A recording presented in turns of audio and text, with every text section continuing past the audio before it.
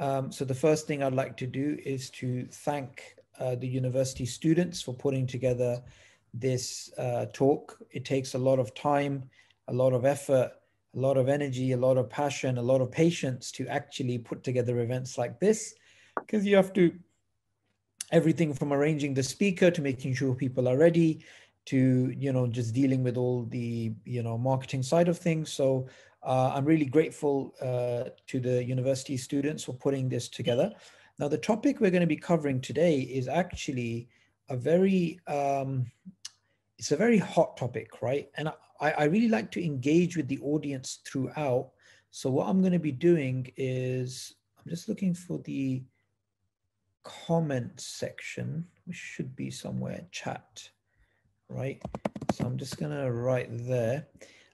So throughout this presentation, if you have any questions, if you have any comments, if you have anything to say, please feel free to start commenting. I really don't like to talk to myself and just, speak to the audience in a way that's not really engaging. So feel free to type any questions as we go along. Now, before we begin, I want to do a sort of poll. I want to find out from yourselves, from Turkish students, what do you think is the problem when it comes to Darwinism? What is the main issue that we're facing? What's the crux of the debate about when it comes to our sort of contention with Darwinism? What is it exactly about? What's the debate about?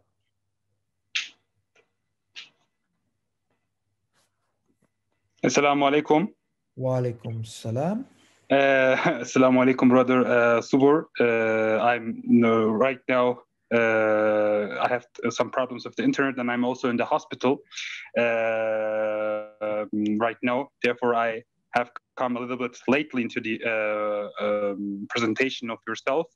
And I think I can, first of all, make an objection about this against Darwinism. I think, first of all, social Darwinism on the first hand, which is, I think, one of the most important things in the sociological point of view, especially in Western societies, and of course, the theological issue of Adam alayhi salam and the creationism, human exceptionalism, or Adam exceptionalism, and all those solutions which are brought by other Islamic scholars or mutakallims or philosophers. Absolutely, absolutely. Sorry, what's your name? My name is Keenan Moral. Keenan Moral. Okay. So brother Keenan, exactly like you said, there is a serious, there are serious implications of the Darwinian perspective, which are the first thing that we as Muslims will have to confront. Now, something that is very interesting is that the way you worded your answer is you didn't put the story of Adam alayhi salam first. The first thing you put down was the implications of the Darwinian worldview. And I'm really happy with that. The reason why I'm happy with that is because, you see, when you're having a discussion with an atheist, with a Darwinist, before you get down to the creation of Adam alayhi salam, before you get down to the birth of Isa alayhi salam, or to the parting of the sea, before you get to any of these miracles, they have to obviously believe in God, because if they don't believe in God, then the creation of Adam is impossible, the virgin birth is impossible, the second coming of Isa alayhi salam is impossible, the parting of the sea is impossible, and all of the miracles of Islam are impossible. And even the revelation of the Quran is, again, not something that's valid. So if they don't believe in God, everything else is meaningless. So the first thing that we should try and deal with is the implications of the Darwinian perspective. Now, as you rightly pointed out, there is a sociological aspect to this. Why this is important to highlight is because when people first tackled this topic of biological evolution, Darwinism, they think the real issue is about, the Quranic account of creation and the human-chimp ancestry story that the Darwinists try and push. But that's a secondary problem. The primary problem, which if you deal with the primary problem, you also deal with the secondary problem, is their idea that Darwinism does away with morality, objective morality, does away with religion, because it gives you a naturalistic explanation of religion as something which is going to give you adaptive benefits, and it helps bring together social groups and so on and so forth. So religion, they'll try and explain as a natural phenomena, and that Darwinism undermines the argument for God's existence, right? Darwinism undermines the existence of a creator. You see, once we and you guys, from what I can see, I think some of you guys are medical students. So as medical students, you know, you may have in your arsenal a large range of medicines and a large range of techniques and a large range of methodologies to actually deal with a particular problem in the human body. Say it's heart disease, diabetes, a byproduct of something else. But you see, as medical students, the first thing that you would do if you're a medical student worth your salt is that you would actually go and see what is the live wire, what is the problem, what is the real issue here. And once you deal with that diagnostics, once you deal with that diagnosis, once you deal with this is the problem is actually X, then you know how to apply the various solutions, right? Why this is important in our context is if we enter the Darwinian debate with a flat foot, if we enter the discussion assuming the problem is something else, when the real problem is the theological way that Darwinism is supposed to undermine God's existence, then the answers and the solutions that we're going to come up with are going to be wrong. And this is very important to understand. So that's one thing that we need to sort out from the beginning. Okay, so I'm going to try and go through these slides with, fairly quickly, because I rather get into, like I said, the sort of discussion. Now, I'm sure you guys can see on my screen that I have this thing called chat, right? And there's, from what I believe, something like 27 people who are watching this. So again, in this chat section, whenever you type something here, I can see it. So feel free to type away when you have a question as I'm going through this presentation. Now, the first thing... some questions can also be in Turkish, Ustad. I will translate it then for you, inshallah. Yes, absolutely. That's brilliant. So brother Ali Exi, I hope I'm saying that right. Ekşi, Ali sour. It means sour in Turkish, ekşi. Ekşi, okay. Yeah. So brother Ali has actually hit the nail on the head. He said, in my opinion, the main problem is naturalism. You're absolutely correct. And I'm glad you wrote this, because it reminds me to say something I should have said a bit earlier when I was wrapping up the discussion about what the main dispute is. Many years ago, Philip Johnson, who did not come from a biology background, he actually came from a background of law. He actually wanted to find out what is the main issue between Darwinists and creationists and Christians. And he himself was a Christian. So he actually wrote this book called Darwin on Trial. And this, I believe, is in the 1990s. And his book is, I believe, a must read for anybody who wants to get involved in understanding what is the major issues between Darwinists and theists. And what Philip Johnson does is he actually boils it down to naturalism versus theism. That's the real issue. when it comes to this topic. And I'm glad you noted that. And for some of you that may not be aware, Philip Johnson is considered the father of the intelligent design movement, which later on had other people joining and making contributions like Michael Behe, Paul Nelson, Stephen Meyer, and others. So yeah, that's a really interesting book. And you're absolutely right, Ali, that the issue is naturalism. Now, whenever we think of Darwinism, we think of this image, right? Now, there's many things that could be said about this image. The first thing is that although this is a very popular image, this is not the way that Darwinism works. Darwinism and evolution by extension, evolution by natural selection, it doesn't work to make bigger, smarter, more sophisticated organisms. All it really cares about is survival and reproduction. So it doesn't matter if you actually are smaller, dumber, as long as you have more fertile offspring. That's all that matters. Why this is important is because Darwinism is associated with progress. And therefore, Darwinists see themselves as post-Enlightenment thinkers. They see themselves as children of the Enlightenment. In fact, this is one of the labels that Richard Dawkins actually subscribes to himself. He sees himself as a child of the Enlightenment. But it is not the case that, you know, Darwinism is progressive, and therefore societies are progressive and morality is progressive. And, you know, the whole Western concept of, you know, enlightenment and progress and reason, you know, Darwinism dovetails with that. That's not the case at all. That's not the case at all. Why this is important is because that's the way this is actually pushed out.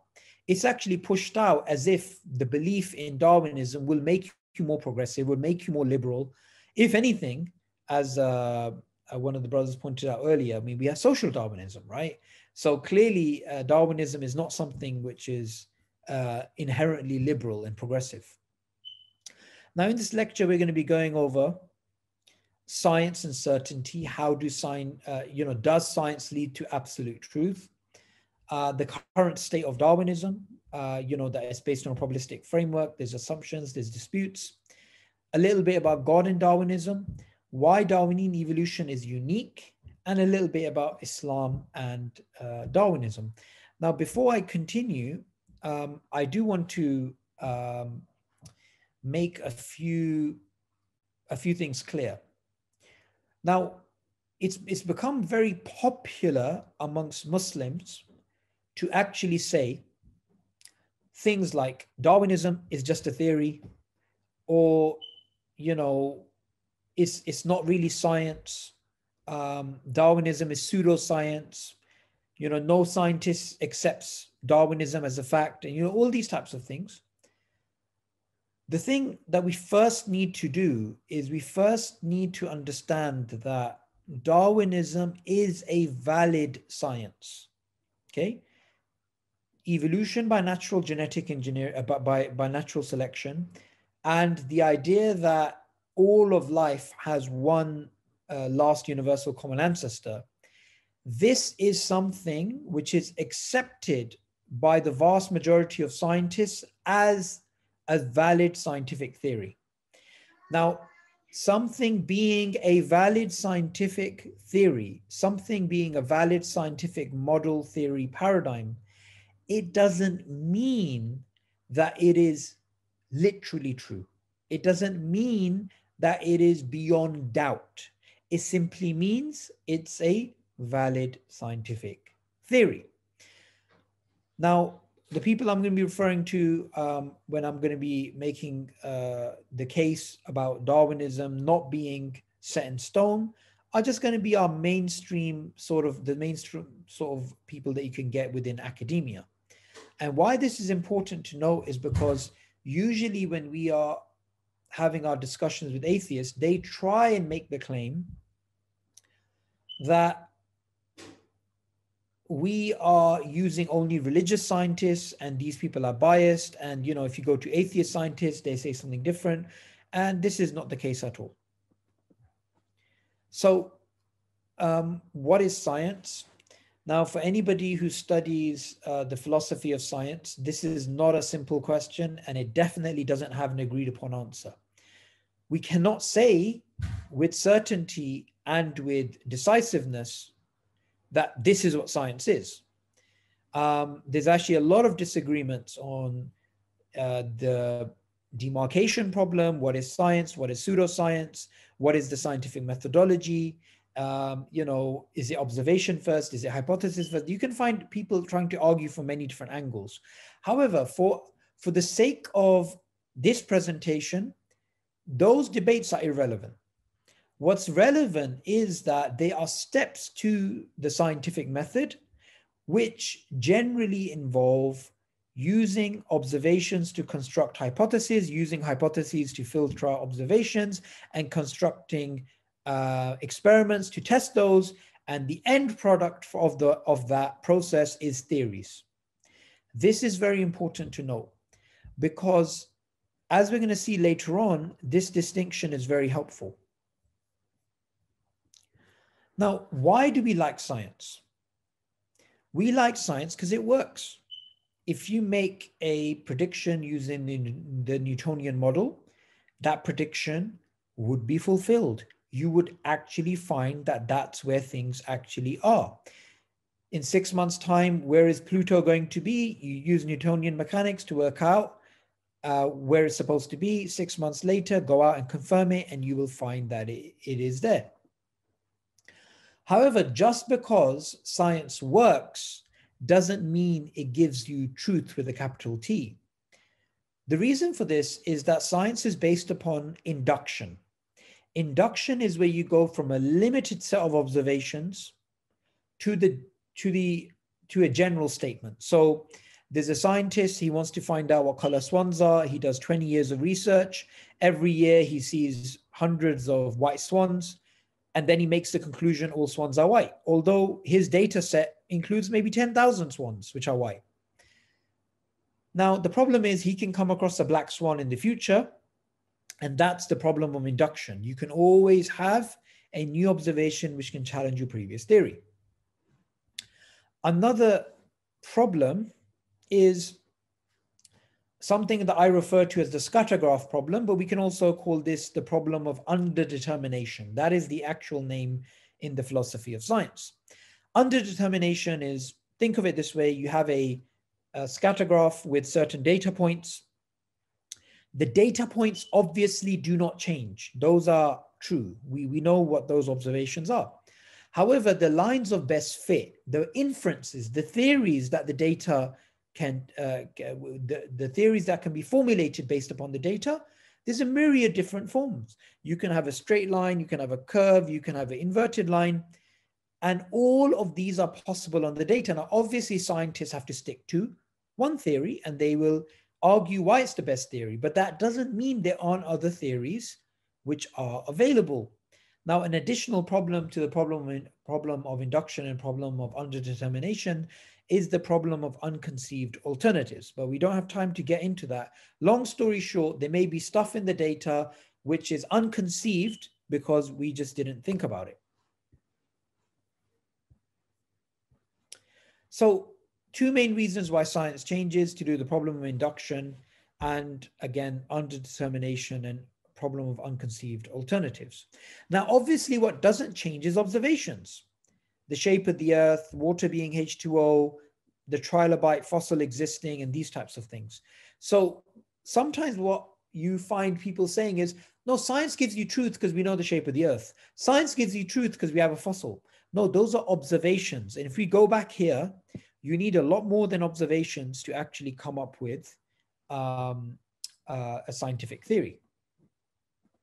Science is more than just observations, right?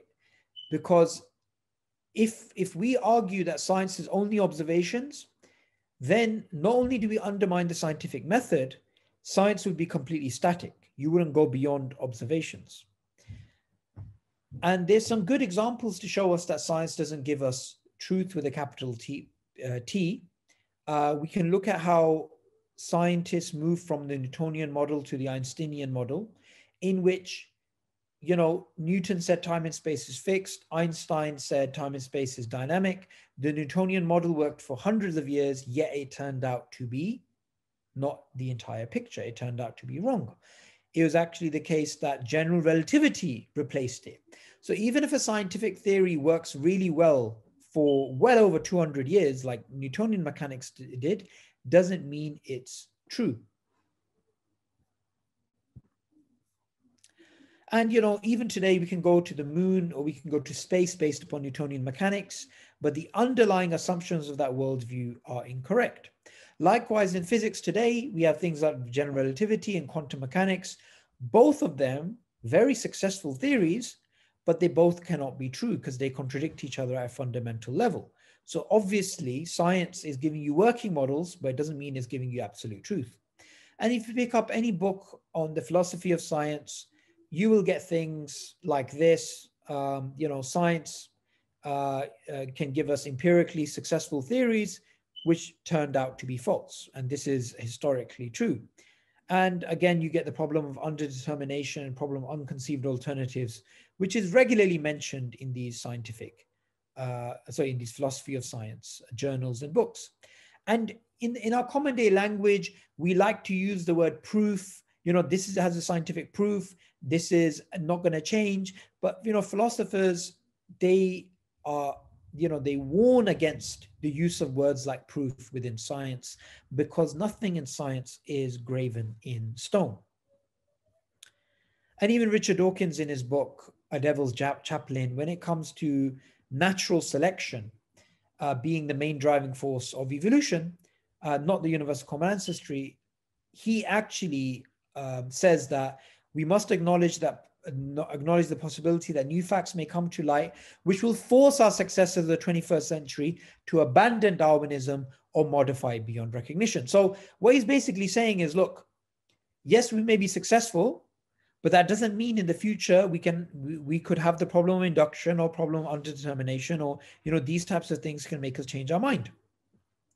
It's also important to differentiate between evolution and Darwinism. These are two different things. Evolution was known about, theorized about, philosophized about for thousands of years. It simply means biological change over time. Darwinism is way more than that. Darwinism is the idea that all of life has one ancestor, one common origin, and all of this change happened through a random, blind, mechanical force known as natural selection. So there's two aspects of Darwinism. There is the phylogenetic history, the tree of life, and there is also the mechanism of natural selection. Evolution, however, is independent of that. And you can have other evolutionary models which are actually non-Darwinian. And, you know, some anthropologists, when it comes to the history of life, and, you know, sometimes we're given this picture as if it's worked out, it's easy, we know exactly what we're doing. They've given the example that, look, working out human history is like trying to work out the plot of Leo Tolstoy's War and Peace with only 13 randomly selected pages. So imagine with 13 randomly selected pages and all the rest of the pages are blank, you're told to work out a story. That would be extremely difficult. Likewise, the problem that we have is that 99.999% of species are unobserved. We don't have their fossils, we don't have their DNA. So all of our inferences is based upon 0.0001%. So this is obviously based on a probabilistic framework. And this is not as concrete as the Darwinists try and make it look. And this is important because essentially what we're facing is a concerted propaganda campaign to make Darwinism look as if it's completely watertight. All of the loose ends are dealt with, and Darwinists know exactly what they're doing, when that's far from what's going on. Now, this is very interesting. I particularly like this because Darwinists have been trying to explain human nature and human behavior and human sociality and our humanity and our morals and our ethics and our civilization through Darwinian evolution. The problem with this is, however, that the way that they put together their stories, the way that they put together their conclusions is something that is very speculative. And it actually has a lot of blowback. So, you know, I'm sure we've seen documentaries or in books. Why do human beings act in this particular way? Why do we have these particular values? Why does this happen or that happen? And there's always some sort of Darwinian explanation. You know, natural selection selected us to do X. Natural selection filtered out Y. We always get these stories. However, Stephen Jay Gould and Richard Lewontin, two Harvard professors, again, who are mainstream atheists and secularists, they argued that these types of stories are just so stories. And they took this from Rudyard Kipling's book, the title, that, you know, how did the elephant get its long trunk? You know, the alligator tried to drag it into the water and it was extending and getting longer, when actually these are just stories. And just because something is consistent with natural selection doesn't mean that it's actually true. So there's a difference between what is theoretically possible and what actually happened. And what we could do is in the Q&A, we can go over this in a bit more detail, because this is actually the juiciest part of dealing with Darwinism. You know, how they try and explain things through evolution, how they try to explain our psychology through evolution. Now, I just wanted to give one example which I like. And the example is, evolutionary psychologists were trying to explain, why do men like the color blue and women like the color red? So they came up with this hypothesis that in the environment of evolutionary adaptation, when hunter-gatherers were going out with spears, and whichever males out there had a you know, a genetic predisposition or mutation to prefer the color blue, they were more likely to survive, because the color blue is something they interacted with at the watering hole and the clear blue sky and so on and so forth. Women, likewise, but in the case of colors, it was red, because they weren't going out and hunting, they were actually cutting meat and picking berries and apples and things which were red. So again, that's why men like the color blue and women like the color red. However, someone like Raymond Tallis, who again is just a secular mainstream philosopher with a science background, you know, he turns around and says, this is complete nonsense, guys. This makes no sense. Because firstly, men liking the color blue and women liking the color red is a very Eurocentric way of looking at the world. It's not the case that all over the world, men like the color blue and women like the color red. You can actually have the opposites. Additionally, he also made the case that men liking the color blue is a very European way of, is actually inverted in the Victorian era in Europe. So in the Victorian era, you actually had, you know, men liking the color red and women liking the color blue. Is completely opposite. So, you know, you have these interesting, what sounds initially like credible stories about how this trait evolved or that trait evolved or this value evolved or this religious belief evolved. But when you get down to the details, you start to see just how speculative and how many counter examples we can actually have when it comes to these types of examples. Another thing to keep in note, something which is very much simplified and, you know, it's not really emphasized enough, is Darwin is trying to promote this idea that if things are similar in genetics or in their anatomy, then they have a common ancestor. Well, the thing is, if you want to assume similarity is due to common ancestry, that's perfectly fine. There's nothing wrong with that. That's an assumption. It's perfectly fine. But to say it's a conclusion is not right. You can say it's an assumption, but to say it's a conclusion is problematic. Now, the assumption of homology, if we leave it alone as an assumption, it's fine. But when you try to make it a fact, that's when you're missing an additional argument.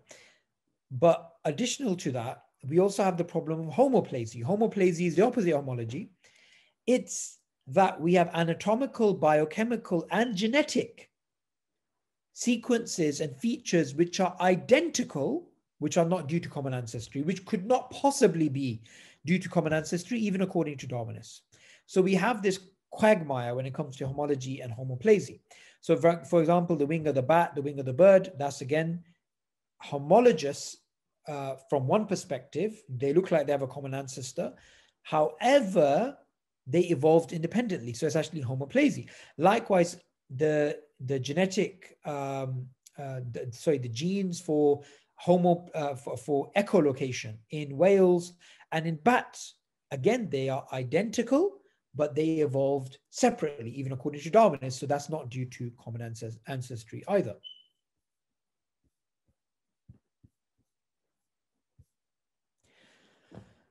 And, you know, again, we get this very simplistic story that human chimp ancestry is as true as the shape of the earth, when in fact it's based on a probabilistic framework. So this is the way the philosopher of biology, Elliot Sober, puts it. Both of the following thoughts are naive. Humans and chimps must share a common ancestor because they're so similar, and humans and mushrooms must have arisen independently because they're so different. Within a probabilistic framework, there is no must in either case. So obviously there's probabilities, and those probabilities aren't going to give you certainty, but if you with giving yourself certain assumptions, you can make provisional conclusions. But those provisional conclusions are, again, not set in stone. Those are simply what provisional conclusions scientists have come up with, but it doesn't mean that those are unquestionable.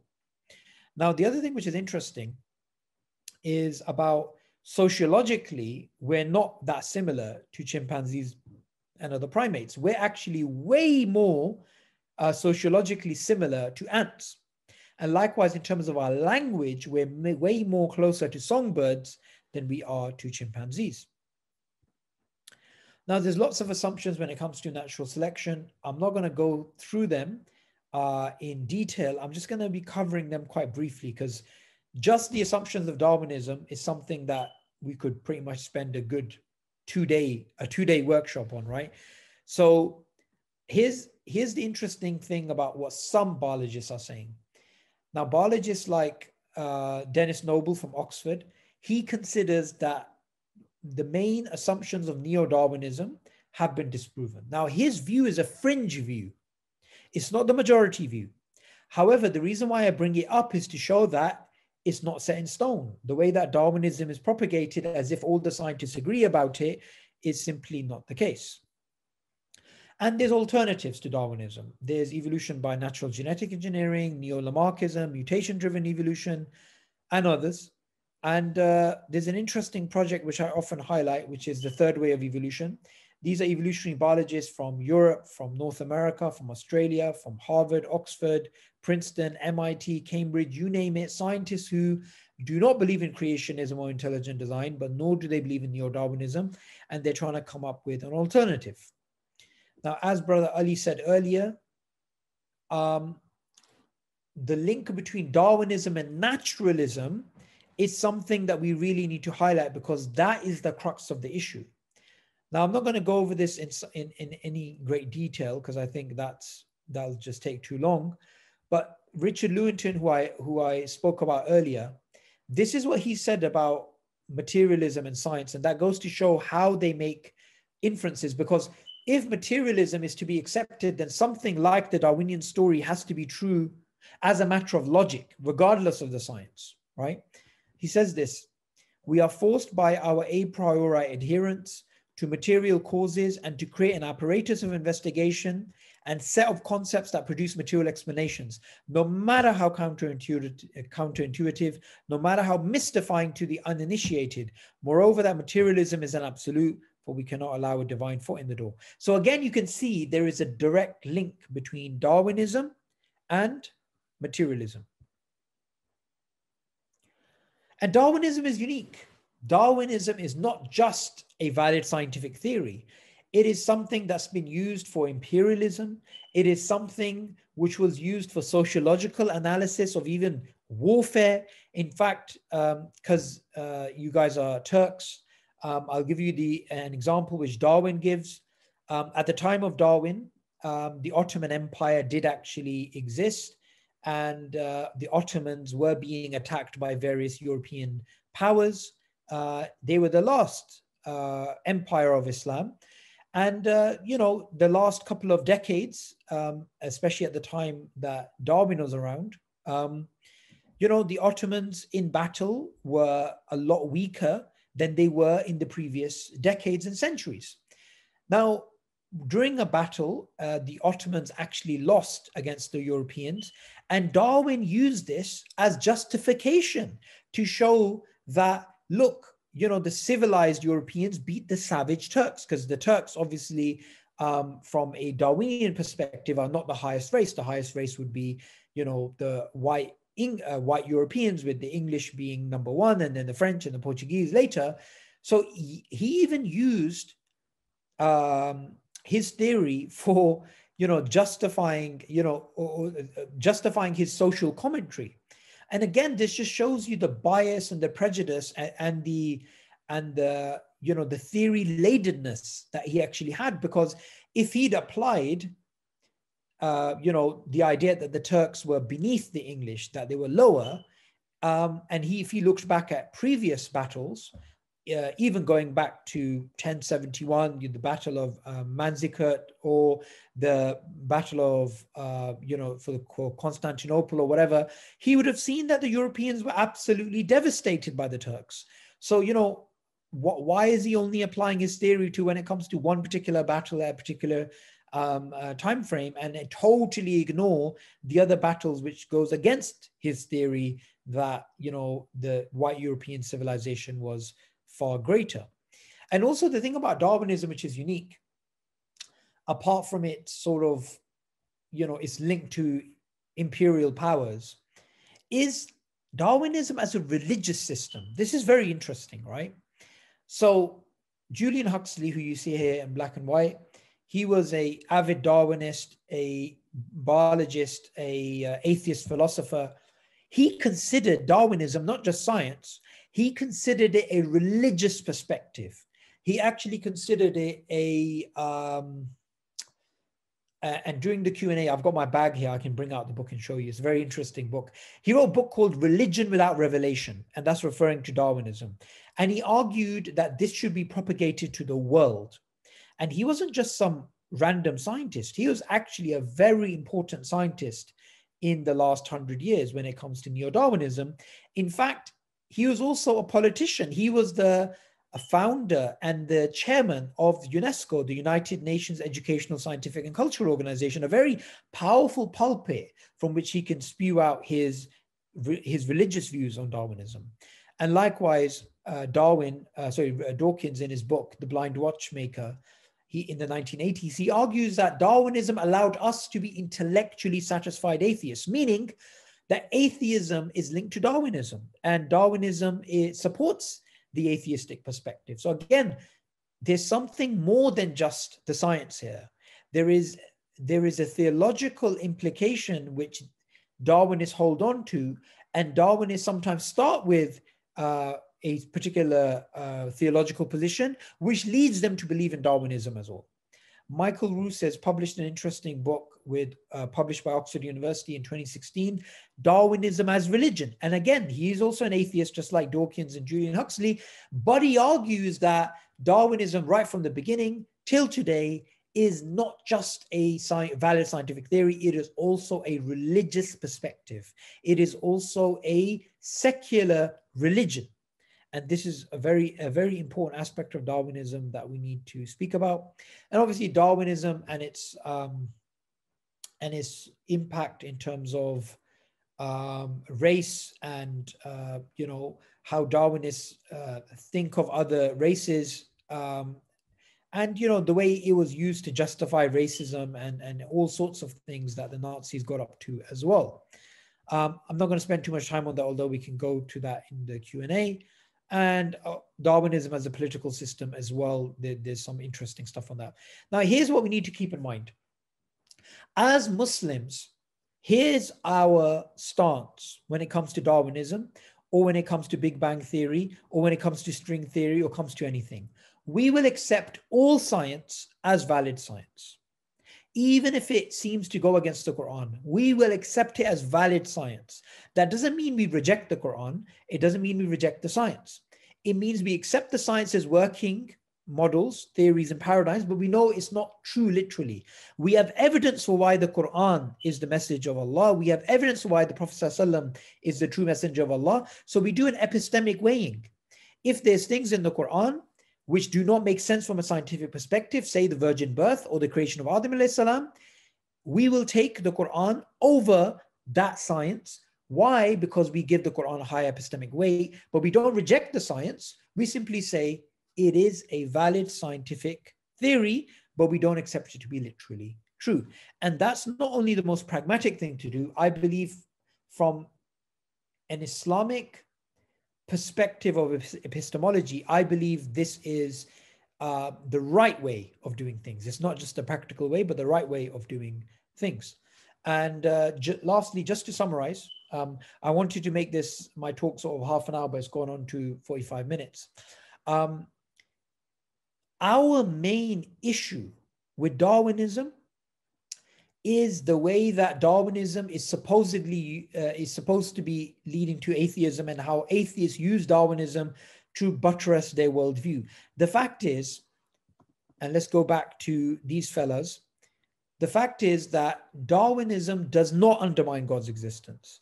Even Darwin didn't believe that it did. In fact, he was adamant that you can be a theist and you can believe in his theory. He didn't believe there's a contradiction between these two things. And this is important because as soon as you deny God's existence, then everything else from a Darwinian perspective makes sense. And and that's why it's sort of reverse engineered from that perspective. Secondly, once we can show Darwinism doesn't undermine God's existence, then we can show why the Quran is true and why miracles are possible. And we can then say the creation of Adam alayhi salam or the creation of Isa alayhi salam or these miracles, they are possible. And I think a major problem, and I'm going to end upon this because I'm going to go on and on because I love talking about this topic. Another very interesting point that I really want to drill home before we end is Muslims get it wrong when we just try and challenge human chimp ancestry and the genetics and, that type of thing, or just get into, debates about the fossil record. We're missing the bigger picture. The bigger picture is if there's no God, then Darwinism has to be true as a priori thing. It just has to be. So, and if God does exist, then at least the possibility of miracles is there. So once we can show Darwinism doesn't undermine God's existence, that's the primary aim. Then we can show and we can undermine, the people who say that the virgin birth is not possible, the creation of Adam and Islam is not possible, or these other things. We do it the other way around, sadly. But the way we should do it, even if someone believes in human chimp ancestry, our aim is not to show them that, Darwinism isn't as solid as you think. No, that's secondary again. The main thing is to show them, even if your understanding of Darwinism is correct, it doesn't undermine God's existence, because once you allow God in the picture, then everything else changes. So I hope in this talk, you guys have understood a little bit about science uncertainty, the current state of Darwinism that is based on a probabilistic framework, there's assumptions and disputes, why Darwinism is unique, and most importantly, how to tackle Darwinism and what is the main diagnosis. What is the actual problem? And the actual problem is theism versus naturalism. So what we could do now is open it up. Thank you very much. Yep. Thank you very much, Ustaz. I think we can right now go to the questions. Brilliant. And in the chat box. People can ask questions. Sorry, brother Keenan. Yes. People can ask questions in the chat, but I would prefer they speak. I would prefer, yeah. Okay. Arkadaşlar duydunuz. Üstazımızın isteğini. Yani İngilizce konuşabilen arkadaşlarımız direktman İngilizce sorabilirler veya Türkçe sorusu olanlar da, yani İngilizce sıkıntısı yaşayanlar chat'e Türkçe yazıp biz de tercümesini olarak sorabiliriz.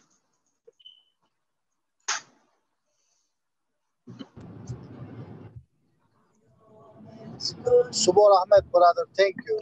Really, really thank you. I am on the road. My voice is good or no? It's very good.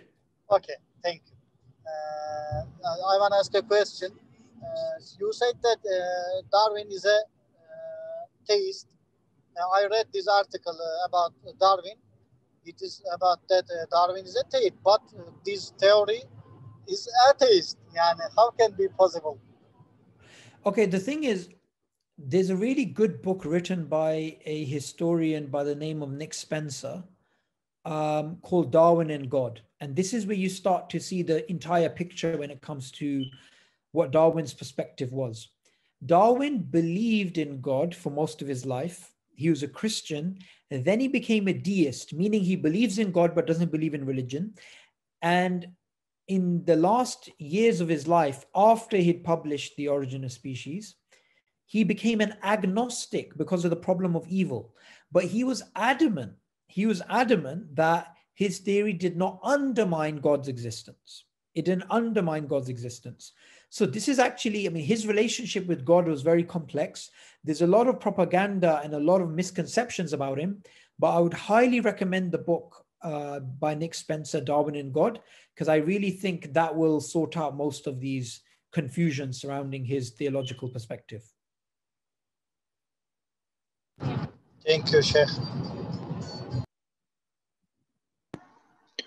Okay, I got a question.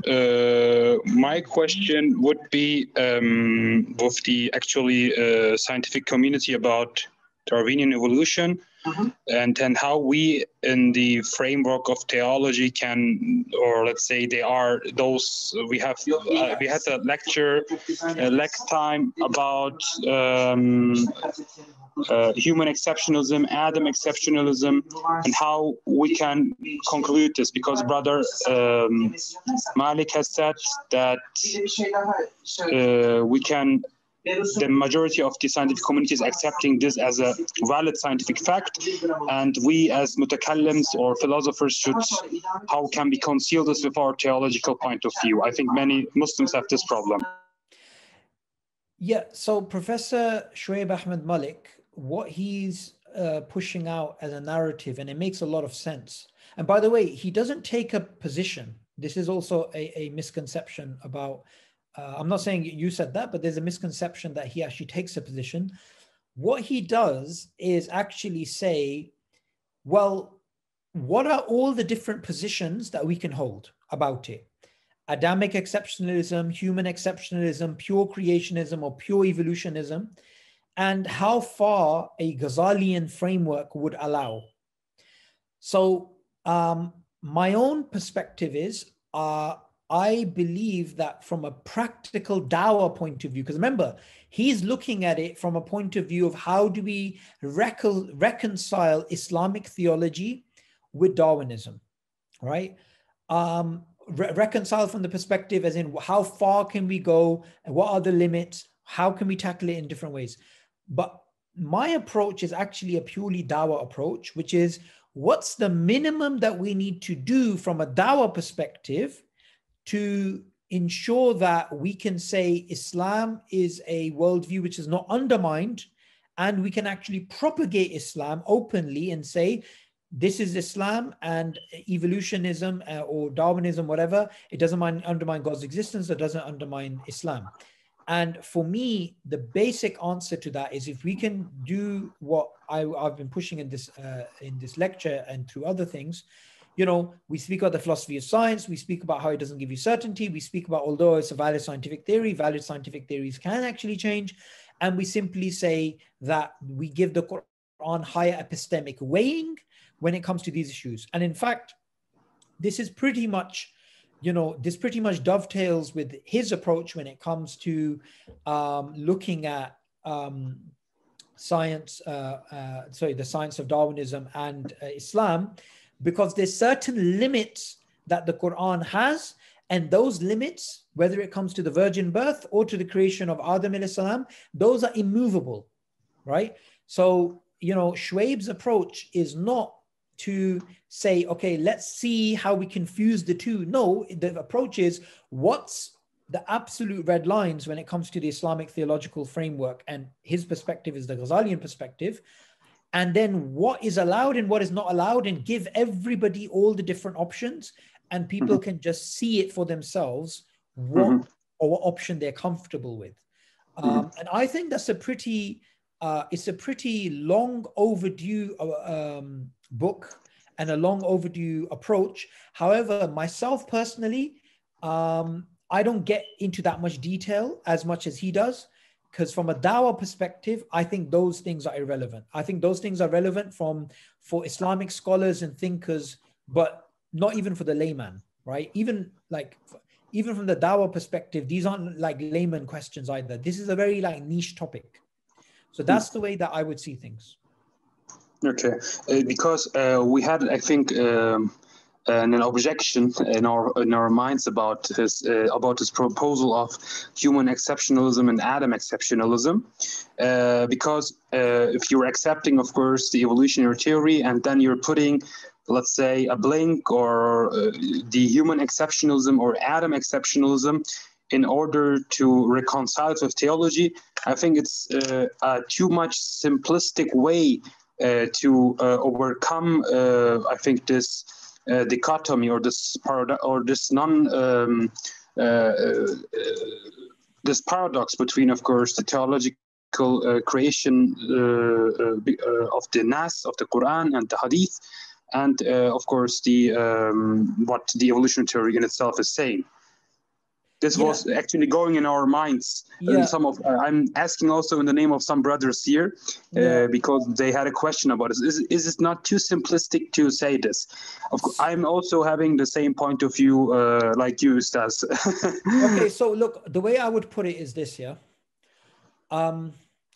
way I would put it is I see exactly where you're coming from. I actually see exactly where you're coming from. And I share your perspective. However, there is another thing which I'm very sympathetic to, and I want you to be sympathetic to it too. It does look too simple to simply say, Adamic exceptionalism, and, we carry on with everything as it is, but with Adam alayhi salam, we do this. But there is something to consider here from the Quran. You see, if you go and speak to any biologist in the world and you ask them, how are children born? They'll say to you, you'll have the sperm, you'll have the egg, you'll have male, female, the standard stuff, right? And if you try to say to that person, well, is it possible? Is it possible that a child can be born without a father? Is it possible that a virgin can give birth? No scientist, no biologist in the world will say yes. No, not at all. However, this is exactly what Allah says in the Quran. Allah says, He said, Kun fayakun, and Isa alayhi salam was born, right? No. So there is obviously look, when a man and a woman come together and you have normal reproduction, that happens because Allah says, Kun fayakun. When it's just Maryam alayhi salam giving birth, without a man, Allah, again, kun fayakun. It makes no difference. It's the same thing. However, we have a precedent, which is that there could be a uniformity in nature. And uniformity, I don't mean like a rigid uniformity, but a general uniformity. And you can have Allah interjecting and saying kun fayakun. And in the same way, Allah says that the example of Adam alayhi salam is like that of Isa. So, I totally understand, brother, where you're coming from. And I'm also like, I don't delve that deeply into these topics, but I'm sympathetic to having all the options available for everyone, as long as the options, we can theologically, robustly argue that they fit within Islamic orthodoxy. Okay. There are two questions. I think one in the question is English. Ustad, you can read it directly. Okay. Just before that, if you invite Shuaib again, make sure you ask Shuaib about some Ottoman scholars who were writing and addressing Darwinism while Darwin was alive. Because the first Muslims to interact with Darwinism were the Ottomans, because obviously they were the representatives of Islam at the time. They were the empire, but also because geographically they were the closest to the Europeans. So I'm not sure if he covered this, but he has some really interesting perspectives. And I believe those works are in, they're not even in the, the current Turkish script. They're actually in the old Ottoman, Arabic script. But it'd be very interesting if somebody goes and finds those works and translates them. And so people like myself and others can benefit, inshallah. I think there are very Ottoman scholars like Mustafa Sabri Efendi, yes, İzmirli İsmail Hakkı Efendi, very famous Hussein Cisri Efendi. He has a book about this. Very famous scholars, Ustaz, as you said. Anything in English? Anything in English? I have to look. I will look, and if there's something, I will send you a list about this, inshallah. If you could do me, this is Keenan talking, yeah? No, yes, Keenan. Okay. If you can do me a small favor, on my Twitter, Subboor18, or what's it called? My email address, which I'll put in the chat. If you can find me even something very basic about this, because what I could do is on my YouTube channel, I do have some people that can do translations. So if you send me anything that you have, even if it's in Ottoman Turkish, so the old Ottoman Arabic script, then I can post it on my YouTube and I can ask somebody to translate it. Because I'm sure, obviously you being a medical student, you're very busy, but I'm sure somebody can translate it. And I've been hearing about this stuff for years, but I haven't got it yet. So I'm quite excited to get my hands on something, inshallah. Okay, inshallah. Okay. I think the question again with Adamic exceptionalism, how it is possible in context of creation of human being and Adam as a common ancestor. Okay. So I think I addressed that earlier. Yes, we have actually talked about this. I think we can go directly to the other question. It's in Turkish, I think. This was presented in in your presentation. He's asking if can the Darwinian evolution or the theory of evolution can be 100% verified, like as we know in mathematics, like 2 + 2 makes 4. And you have said that this is actually not possible. Because also evolution is dealing with the metaphysics of the human creation, which is actually not in line with. Yeah. Oh, you want to add something? No. I mean, it's the same point which I was making earlier, that we cannot have anything in science, whether it's string theory, general relativity, Darwinian evolution. Obviously, they have different epistemic weights, but we can't have anything that gives us the level of certainty in the same way of 2 + 2 is 4 or whatever. That's like, science doesn't give you that.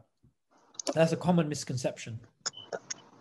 I think it would be nice when we could make a lecture series about the philosophy of science. It would be very, I think it would solve all those problems, I think, also with the theory of evolution. Yep. And I have a question. I am also, I was actually born also in Europe, in Germany, and I'm Turkey right now, living together with my family. But I'm going, and I can actually make a comparison between the Muslim Turkish society and the European society. Also, you are in England, living there. I think what is actually, from a point of view from social Darwinism, I think that social Darwinism in itself and this atheistic view has destroyed the entire Christian social connections and all those things which still we have. And I think it's a big dynamite under the European society. And I think the Europeans are not aware of this. What you're thinking about this, Ustaz? Absolutely, Kenan. So I'll give you a little perspective. When I was younger, and I was in school, and there were certain things in this country that right now are unthinkable. For example, I was born in the 1980s. Yeah. So when I went to school, it was very common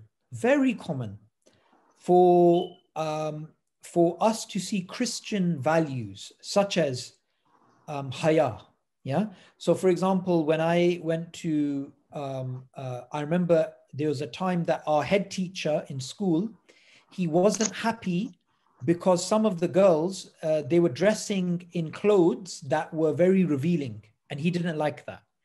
I remember, you know, the teachers talking about how abortion is murder. Yeah.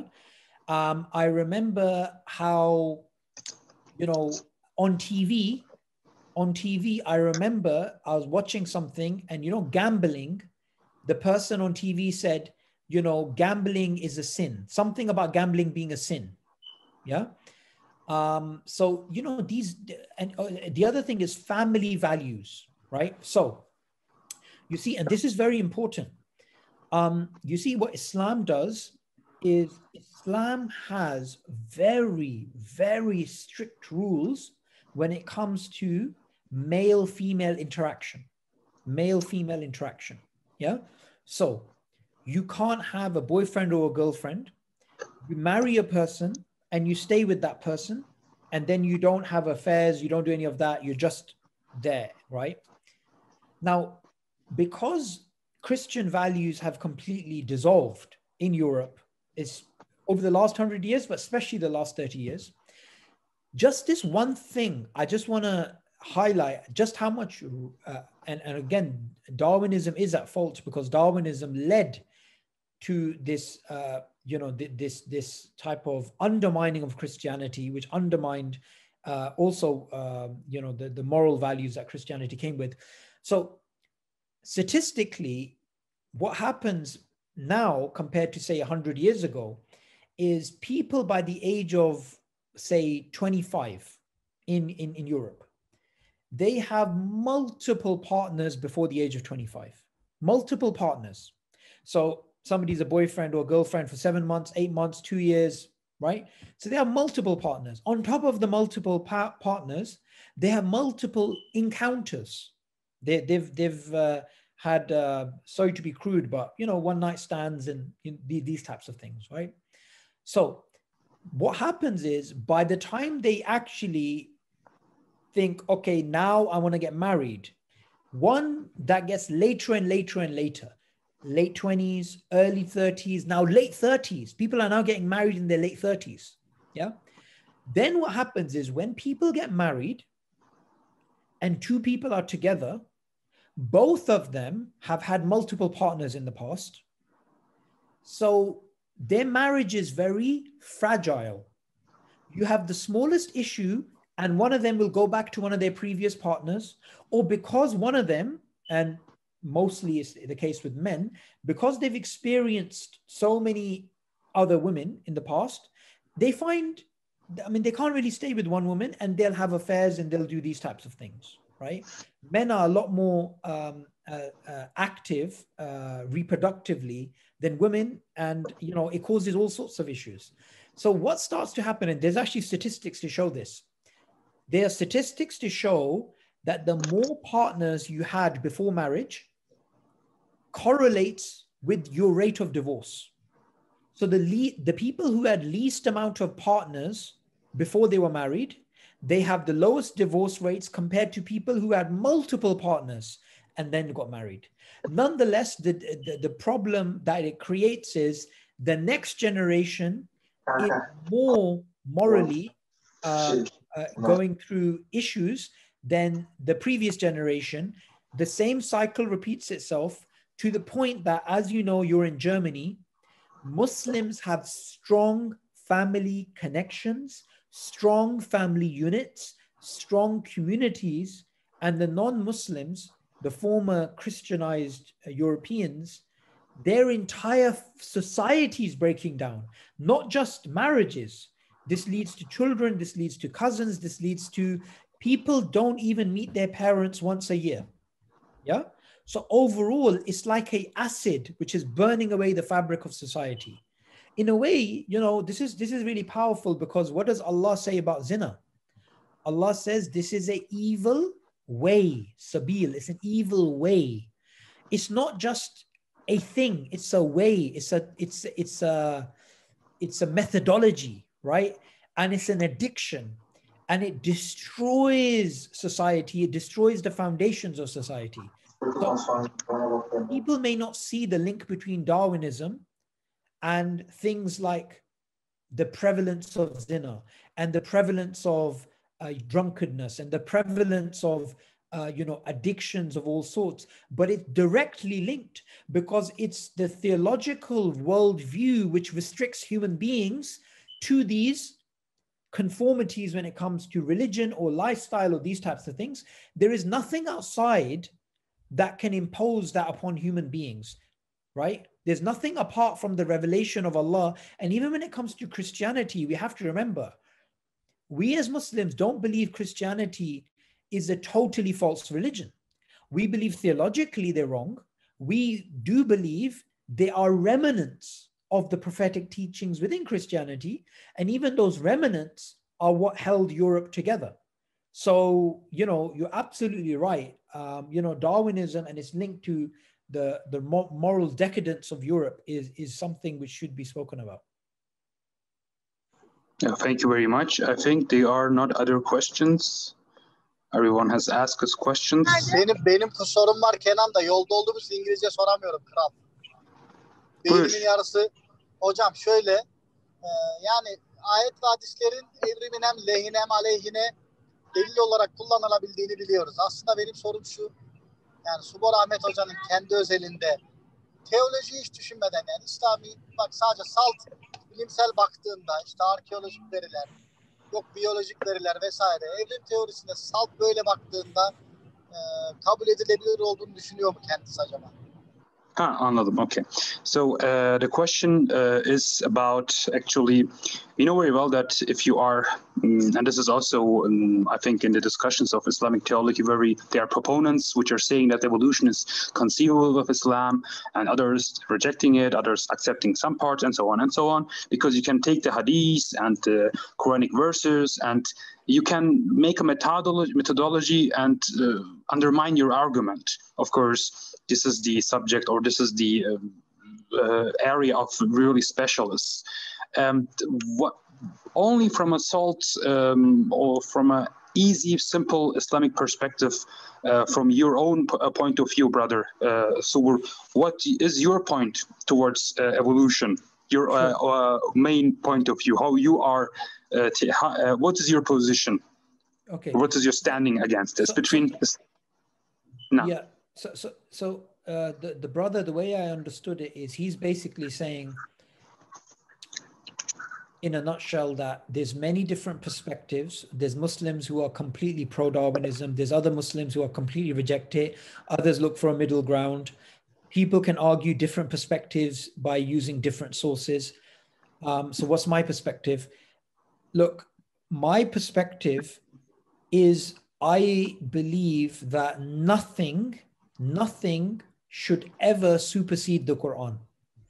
So if there is anything in a scientific theory, the scientific theory could be in chemistry, in biology, in physics, in neuroscience, or whatever, as long as we take the Quranic text to be primary and everything else secondary, and then we are true in methodology to the